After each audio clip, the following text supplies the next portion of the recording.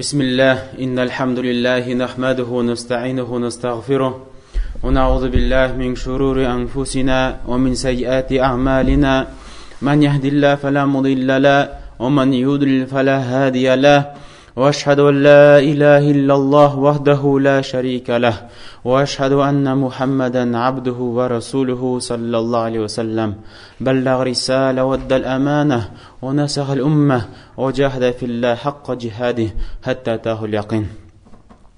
Барша галәмнәрне юктан бар кылып тәрбияләп, ризыкландырып торучы үзебезнең Илаһыбызга, үзебезнең Раббыбызга барчадан мактаулар. Аны без мактыйбыз, бийеклибез, зурлыйбыз. Барча гыйбатларыбызны аңына без кылабыз. Агар да Аллаһ Тәгалә берәрсен хак юлга, туры юлга күндерсә, аны һичкем беркем адаштыра алмас. Ә кемне Аллаһ Тәгалә адаштырса, аны һичкем беркем дә туры юлга күндерә алмас. Һәм шәһәт бирәмен чынлыкта гыйбат кылырда һич лайыклы зат юк, мәр Аллаһ үзе генә. Һәм шәһәт бирәмен, игълан итәмен, чынлыкта Мухаммад ул Аллаһ Тәгаләнең сөйекле пәйгамбәре, аның кулы, аның кешелеккә җибәрелгән илчесе. Һәм без үткән җомгада караган идек Аллаһ хакында начар уй-фикерләрне. Әйткәнебезчә, Ибн Кайм рахманның сүзен без кулландык. Һәм иншалла бүгенге җомгада иншалла без аны төгәлләрбез. Һәм шушылардан ничек Ибн Кайм рахмалла әйтә. Шулай кемдә кем уйлый икән, агар да ике капма каршы әйбер Аллаһ каршында бер тигез икән. Ике капма каршы әйбер. Бер яктан тәүхид, Аллаһына гыйбат кылу, икенче яктан ширки гамәлләр, күфрлек. Агар да алар икесе дә Аллаһ каршында бер тигез икән, икесе дә алар бер тигез, яки икесе дә шулай юкка чыга, яки икесенә дә Аллаһ Тәгалә әҗр-савапларын бирә, икесен дә бәхетле итә. Агар да кем шулай уйлый икән, бу шулай Аллаһ хакында начар уйлаучылар. Беренчектә Аллаһ Тәгаләнең хакыйкый дине, чиста дине башка ялган диннәр белән беренчектә бер була алмый. Дөньясында да һәм ахиратында да. Һәм шулай агар да кеше уйлый икән, тигез булган әйбердә, иманда бүтән яктан да Аллаһ Тәгалә айыра икән. Ягъни агар да кеше Аллаһ диненә килгән икән, иманга килгән икән, шаһад иткән икән, изгамәлләр кыла икән, ләкин шул вакытта үзенең көчсезлеге белән улы гынаһлар эшләсә, инде кайбер кешеләр, ул хаварижлар һәм башка шундый кешеләр алар әйтәләр, инде бу кеше диннән чыгып китте. Һәм ул кеше кафир булды, һәм инде дөньясында да, һәм инде ул ахиратта мәңгелек җәһәннәмле була, инде кафирләр шикелле. Кемдә кем шуны фикердә була икән, бу шулай Аллаһ хакында начар уйлаучы, Аллаһка иман китерүче бәндә, Аллаһка ышанучы бәндә, аның расулына, аның пәйгамбәренә ышанырга дип кушкан, иман баганаларына ышанган кеше, һәм үзенең хатасы белән агар да гынах кыла икән, һәм әйтә икән, Аллаһ Тәгалә аларны тигезли, кафирләр белән бергә җәһәннәмдә мәңгегә бөтенсен бергә калдыра. Бу шулай Аллаһ Тәгалә хакында начар уйлаучы. Чөнки Аллаһ Тәгалә үзенә иман китерүче бәндәләргә андый караш белән карамый, кафирләргә караган шикелле. Анар Ибн Кайм рахмаллаһ үзенең сүзләрен төгәлләп әйтеп бетерә. Һәм менә агар да карасак, күпчелек кешеләр, агар да җир өстендә карасак, алар Аллаһ хакында начар уй фикердә. Алар Аллаһ хакында лаеклы рәвештә уй фикер йөртмиләр. Бәлкем кафирләрдән калган, Аллаһ Тәгалә иман китермәгән, Аллаһ Тәгалә ширк китергән кафирләрдән калган уй фикерләрне Аллаһ хакында шундый начар уй фикер йөртәләр. Һәм агар да карасак, адәм балаларының күбесе алар үзенең эчендә уйлыйлар, ул кыерсытылган. Аңа тулысынча бирелмәгән. Аның хакы әзәйтелгән. Аңа өлеше әзләккән. Аллаһ Тәгалә аңа өлешен биреп бетермәгән. Аллаһ Тәгалә аңа тулысынча бирмәгән. Хәтта ул аны үз тел белән әйтмәсә дә, менә Аллаһ Тәгалә миңа бирмәде, менә Аллаһ Тәгалә мине мәхрүм итте, менә Аллаһ Тәгалә мине миңа зулымлык итте дип теле белән әйтмәсә дә, ләкин эчтән ул шундый хисләр хис итә. Ул ризасызлык хисләре.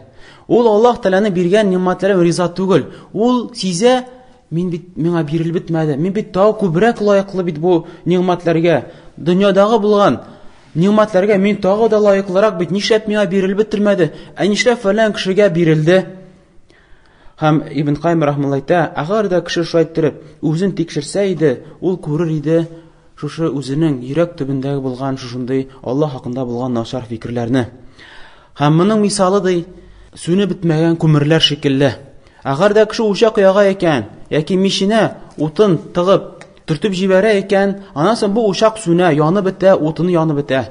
Һәм өстендә инде көл белән каплана, һәм инде тышкы яктан карасак, бу учак сүнгән, бу учак тынычланган, әмма ләкин агар да ул көлне актарып карасаң, анда төбендә әле кызарып яткан күмерләр. Һәм менә бар шундый кешеләр, аларның хәлләре шундый. Алар тышкы яктан Аллаһка карата ризасызлыкны белдермәсәләр дә, Аллаһка тел-теш тигезмәсәләр дә телләре ягыннан, тышкы ягыннан, ләкин аларда менә шунда йөрәк төпләрендә шундый кызарган күмер шикелле Аллаһ хакында начар уй-фикерләр ята. Кайчан аларга рәхәт, кайчан аларга бер сынау килми, кайчан аларда нимәттә яшиләр, менә бу кызарган күмер ул кызармый, шунда ята, пыскылап ята. Әмма ләкин агар да Аллаһ Тәгалә сынаса ул бәндәсен, яки Аллаһ Тәгалә агар да аңа бәла казалар бирсә, менә бу кызарып яткан күмер янып китә. Ничек менә шушы күл белән капланган, сүнгән учакка кыягыз салып, яки шыбыклар салып, бу кыягызлар янып дөрләп киткән шикелле, менә кайбер кешеләргә агар да бәла каза килсә, авырлык килсә, менә бу сүне бетмәгән күмерләр кайбер кешеләрдә янып дөрләп китә. Хәтта моныңчы син күрмәс идең аны, Аллаһ хакында начар уй-фикерләрне, Аллаһка карата начар сүзләрне син ишетмисең, ләкин менә шуны бәла каза килгәндә, инде аннан шушыл вакытта күренә башлый. Һәм шуңа да әйтә, карасаң, тикшерсәң, син күрерсең, алар Аллаһ Тәгалә язган тәкъдир белән риза түгел. Аллаһ белән килешеп бетмиләр, Аллаһ Тәгалә аларга язган тәкъдирне. Һәм шулай итеп ул уйлый үзе эченнән, юк бит, менә булай булырга тиеш иде, менә булай ник булмаган микән дип шулай итеп үзенә эчтән сорау бирә. Һәм эчтән шундый фикерләр туа, нишләп моңа күбрәк бирелгән, нишләп моңа әзрәк бирелгән. Һәм шуңа да Ибн Кайм рахмәллаһи әйтә, үзеңне тикшер, тагы бер кат тикшер, син шушы бәладән син иминме. Һәм үзенә хәерлек теләүче кеше, акыллы зат иясе бу мәсьәләне читтә калдырмый. Ул бу мәсьәләгә игътибарлап карый. Чынлап та аның йөрәгенең төбендә юк микән Аллаһка карата булган начар уй-фикерләре. Һәм агар табылса, инде Аллаһ Тәгаләгә ул тәүбә китерсен. Һәм көн саен ниндир вакытларда Аллаһ хакында начар уй-фикерләр йөрткән булса, Аллаһ Тәгаләгә истигъфарлар китерсен.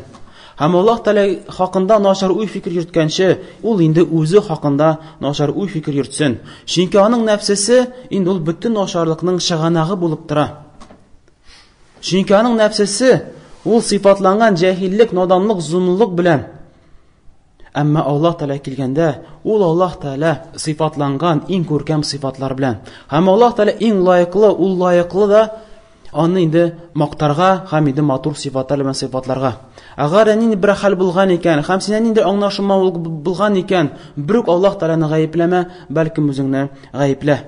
Әмма Аллаһ Тәгалә ул хикмәтләрнең хикмәте, гаделләрнең гаделле, рәхмәтләрнең рәхмәтләре, байларның байлары һәм иң матур сыйфатлар белән сыйфатланучы зат. Агар ниндир аңлашылмаган зат булса, әлбәттә гаепне Аллаһ Тәгаләдән бер эзләмә, бәлкем гаепне син үзеңнән эзлә. Чөнки Аллаһ хакында лаеклы түгел, аны хакында начар уйларга. Әмма ләкин үзебез инде нәфсебезгә килгәндә, инде ул җаһиллек белән, наданлык белән сыйфатланган иң беренче ул гаепне үзебездән карау кирәк. Аннан соң Ибн Кайм рахмәллаһ бу сүзләрне төгәлләгәч, ул бер шигырь китерә. Ул шигырендә әйтә: "Фала тазнун би раббика заннан су, фа инналлаһ аула бил җамил." Бүрек үзең Раббың хакында начар уй-фикер йөртмә, чынлыкта Аллаһ Тәгалә ул иң матур сыйфатлар белән сыйфатланучы, ул иң матур сыйфат белән бизәлүче, иң матур исем сыйфатлар белән, матурлык белән бизәлүче ул Аллаһ Тәгалә. Аннан бер ни кимчелек юк, аннан бер нинди җитешсезлек юк. Аның бөтен хөкеме гаделлек, бөтен хөкеме хикмәтлек, бөтен хөкеме рәхмәтлек. فلا تظنن بنفسك قط خيرا فكيف بالظالم جان جهول. Әмма үзең хакында бер хәерле уйлама, үзең нәфсең хакында бер нинди хәерле көтмә, ничек инде аны хәерле көтәргә була? Ул бит синең нәфсең залим, зулымлык китерүче, җинаятьче һәм инде җаһиллек белән тулган, наданлык белән тулган нәфсең. وَقُلْ يَا نَفْسُ مَأْوَى كُلِّ سُوءٍ أَتُرْجُو الْخَيْرَ مِنْ مَيْتٍ بَخِيلٍ. Әйт үз-үзеңә, эй нәфсем, син бит бөтен ашарлыкның чыганагы, ничек инде син өметләнәсең хәерлекне үлемнән, үлемтән һәм инде сараннан? Ничек нәрсә өметләнергә була? Сараннан һәм инде мәйттән. Нәрсә өметләнә аласың син? وَظَنَّ بِنَفْسِكَ سُوءًا تَجِدْهَا كَذَاكَ وَخَيْرُهَا كَالْمُسْتَحِيلِ. Үзеңнең хакында начар фикердә бул. Әгәр син үзең хакында уйласаң, син күрсең үзеңне начар яктан. Һәм ул шулай да ул. Чөнки синең нәфсеңнән ниндер хәерлек булу инде ул була торган әйбер түгел. وَمَا بِكَ مِنْ تُقَى فِيهَا وَخَيْرٍ فَتِلْكَ مَوَاهِبُ الرَّحْمَنِ الْجَلِيلِ. Әмма әгәр дә чынлап та тикшергәннән соң, күргәннән соң, күрсәң үзең нәфсеңдә ниндер матур сифатларны, Аллаһка карата булган тақвалыкны, хәерлекне, шул вакытта син бел, бийек булучы Раббыңның бүләкләреннән бу. Аллаһ Тәгаләнең сиңа карата булган, сиңа биргән бүләкләрдән бу. Әмма ләкин ул синең үзеңнән түгел. Шуңа да әйтә: "Олайса лаха ва ла минха валакин мин ар-рахмани фашкур лид-далили". Ул хәерлекне табасың икән үзеңнең нәфсеңдә. Ул анныкы түгел бит, ул аннан да түгел бит, ләкин рәхмәтле булучы заттан, Аллаһ Тәгаләдән. Шулай булгач, шушы хәерлеккә сиңа юл күрсәтүче Раббыңа шөкерле бул. Инде шушының белән инде Ибн Кайм рахмуллаһ шушы шигырьләрендә тәмамлый. Әйе кардәшләрем, менә шу берничә җомгада без карап киттек Ибн Кайм рахманның сүзләрен, һәм әлбәттә белик, бу кайберләре генә, бу тулысы белән генә түгел. Шуңа да белик, Аллаһ хакында начар уй фикер йөртү, ул Аллаһка лаеклы булмаган фикерләр. Аллаһка туры килмәгән, аның бийек сыйфатларына, матур исемнәренә туры килмәгән гаепсез сүзләр. Чөнки Аллаһ Тәгалә ул мактаулы, ул бөтен матур сыйфатлар белән сыйфатланучы.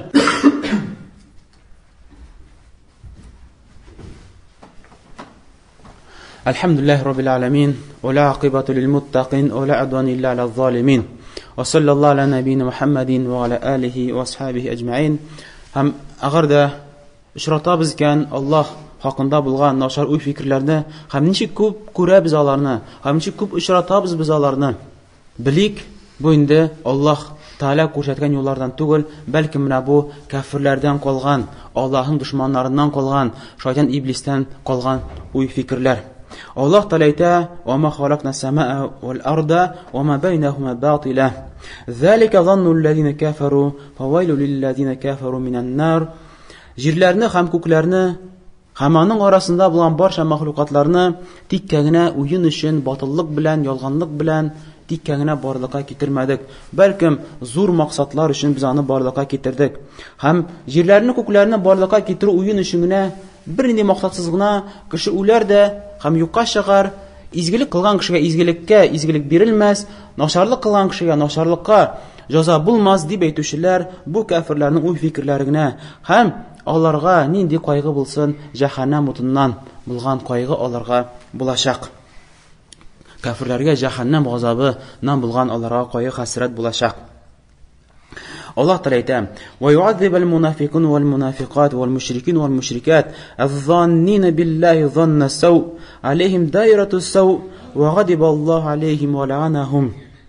Аллаһ хакында начар уй фикер йөртүче мушриклар һәм мушрик хатын-кызлар, мунафиклар һәм мунафик хатын-кызлар, Аллаһ Тәгалә аларны газаплаячак. Аллаһ Тәгалә аларга газабын әзерләп куйды. Аллаһ Тәгалә аларны каты газап белән газаплаячак. Һәм Аллаһ хакында начар уй фикерләре башасында аларның үзләренә әйләнеп кайта. Әйе, син Аллаһ хакында начар уй фикер йөртсәң, ул начар уй фикер Аллаһ Тәгаләгә бер зыянда тими, бәлкем ул начар уй фикерләр ул синең үзеңә әйләнеп кайта. Һәм Аллаһ Тәгаләнең ачуы аларга төште, һәм Аллаһ Тәгалә аларны ләгънәт кылды. Шәйх Пәйгамбәрбез саллаллаһу алейһи ва сәллям бер хадисендә әйтә. Бу хадисне Җабир бин Абдулла радиоларын анху тапшыра. Ул әйтә: Пәйгамбәрбез саллаллаһу алейхи ва саллям 3 көн үлер алдыннан мин пәйгамбәрбезнең шундый сүзләрен ишеттем. Пәйгамбәрбез саллаллаһу алейхи ва саллям әйтте: Берегез дә, бер кашан да Аллаһ хакында начар уй фикер йөртеп үлеп китмәгез. Бик файдалы һәм бик кирәкле сүзләр. Бер үлеп китмәгез, шундый хәлдә Аллаһ хакында начар уйлаган хәлдә. Әгәр дә кеше шундый хәлдә үлсә, аның хәле бик тә начар, бик тә үкенеч. Шуның өчен дә без һәр вакытта да Аллаһ хакында яхшы уй фикердә булыйк. Әмма ул кешеләр кайчан Аллаһ хакында начар уй фикердә икән, алар Аллаһ Тәгаләгә дөрес бәя бирмәделәр. Аллаһ Тәгаләне дөрес зурлау белән зурламадылар. Ничек Аллаһ Тәгалә әйтә: "Ва ма кадаруллаһ хакка кадри". Ул кафирләр, ул бузык кешеләр Аллаһ Тәгаләгә дөрес бәя бирмәделәр.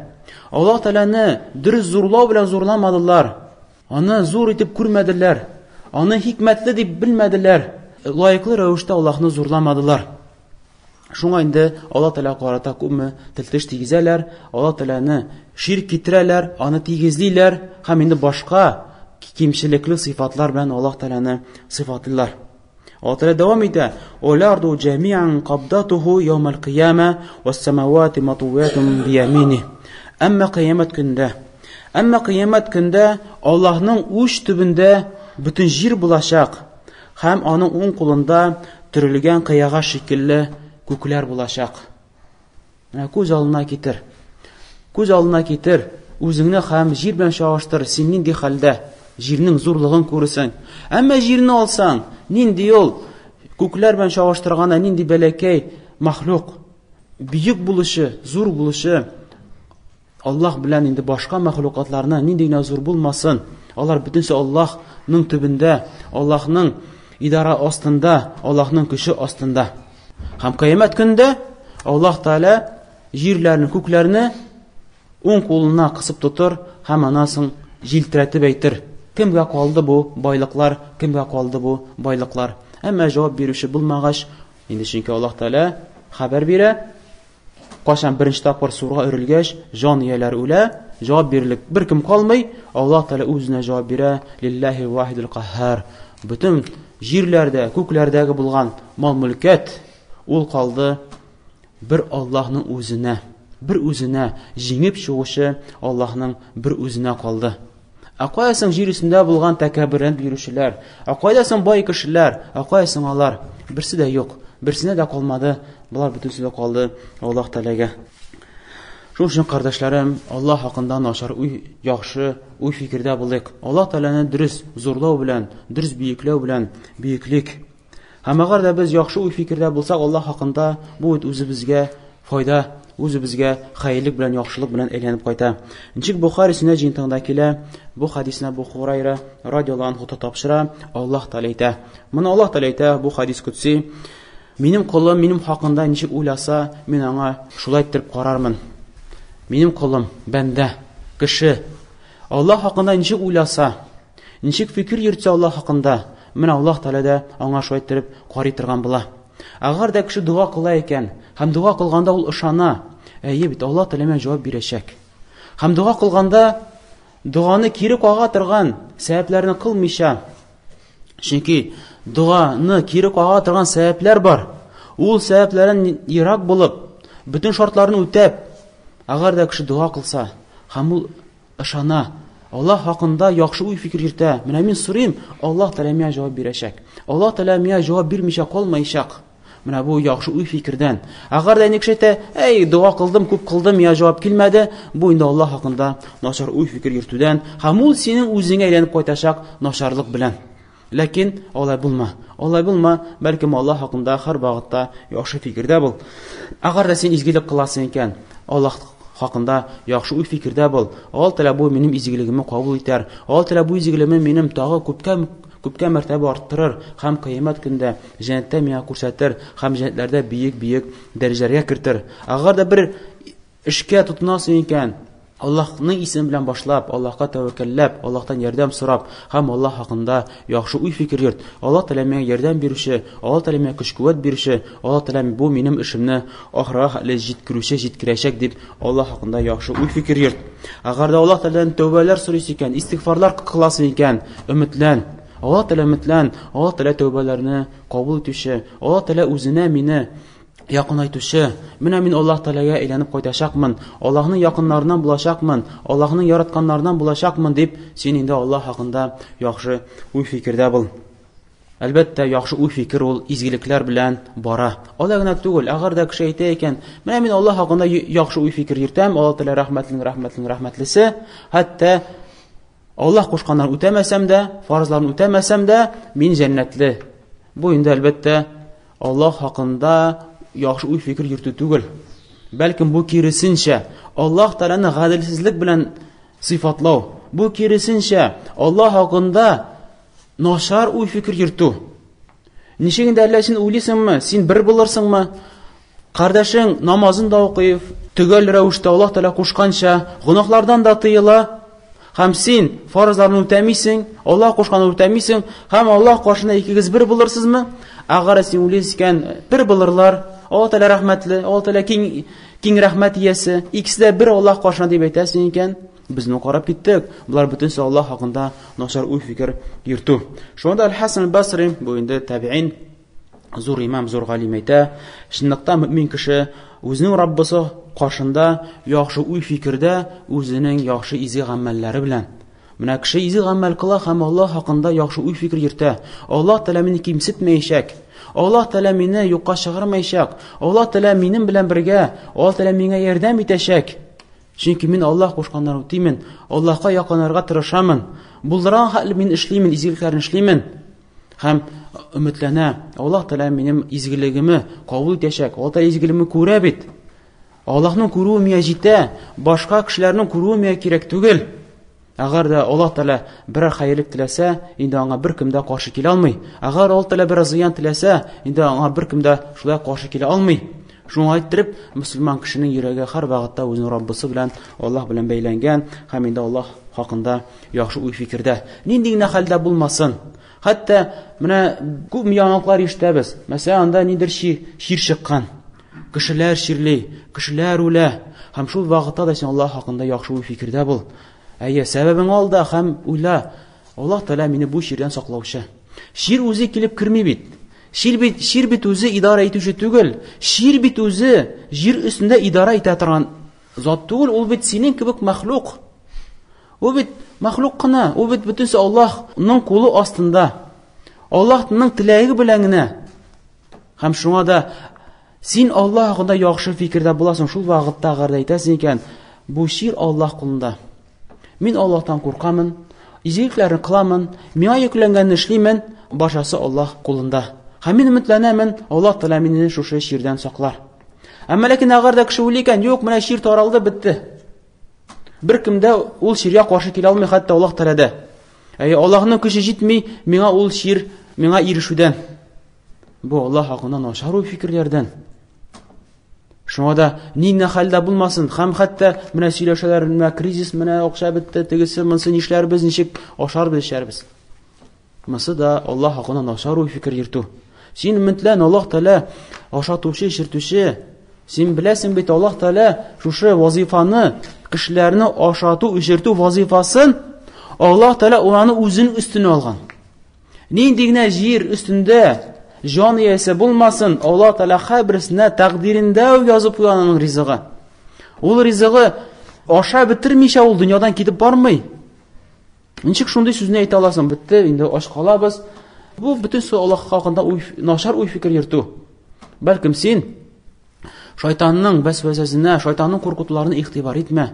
Бәлкем син үзеңә йөкләнгәнне эшлә, һәм инде Аллаһка тәвәккәл кыл, Аллаһтан ярдәм сора, һәм инде уйла Аллаһ хакында яхшы фикерне. Аллаһ Тәгалә нинди авыр хәлдә булмасын, Аллаһ Тәгалә мине ризыкландырачак. Аллаһ Тәгалә мине аш калдырмаячак. Аллаһ Тәгалә мине ярдәмсез калдырмаячак. Чөнки Аллаһ Тәгалә ризыкландыруны Аллаһ Тәгалә үзенә йөкләгән, үзенә йөкләгән. Һәм инде без Аллаһның сүзенә ышанабыз, Аллаһның сүзенә без шикләнмибез, һәм инде Аллаһ хакында инде шайтыр без яхшы уй фикердә.